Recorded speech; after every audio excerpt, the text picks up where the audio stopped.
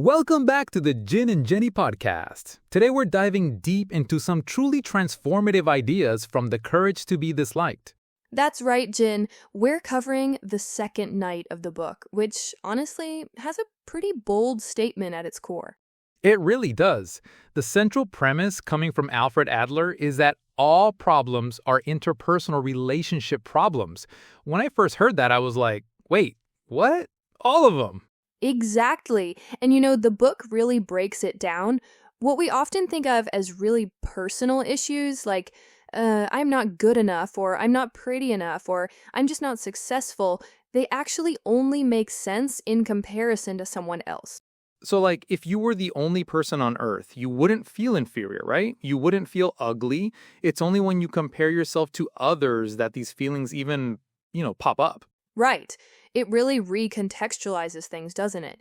And speaking of inferiority, the book talks about how inferiority can actually be a motivator, which is a really interesting take. Like, everyone has these feelings. It's just part of being human.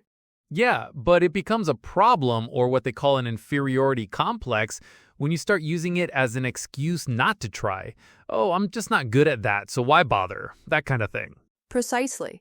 And then there's the flip side, the superiority complex, which they say is really just a mask, someone bragging or showing off a lot. It's often a sign of deep insecurity underneath. It's a defense mechanism. Totally. So if we strip away the masks and the comparisons, it really drives home the point. Stop comparing yourself to others. Comparison just leads to unhappiness. It's all about, focusing on your own personal growth. Who were you yesterday versus who you are today? That's so freeing, honestly, because, most of our anxiety, right, comes from worrying about how others see us. And the book has this great line, no one is watching your face as closely as you are. Oh, I love that one. It's so true.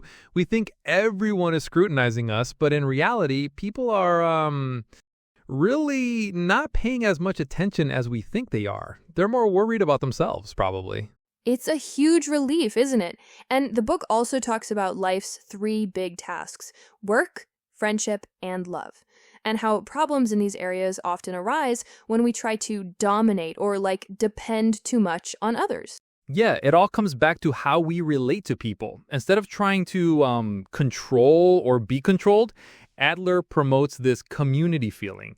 It's about relating to others with respect and cooperation, like not competing, but cooperating. Which ties into the one-sentence summary they have. All suffering arises from how we relate to others, but freedom and peace come when we stop competing and start cooperating. That just sums up the entire second night perfectly. It really does. It's a powerful shift in perspective, that's for sure. From thinking your problems are internal flaws to realizing they're actually about your relationship with the world around you. Exactly. And it gives you agency, right? Because you can change how you relate to others. You can choose to cooperate instead of compete. Absolutely. And with that, we're going to wrap up today's episode of the Jin and Jenny podcast.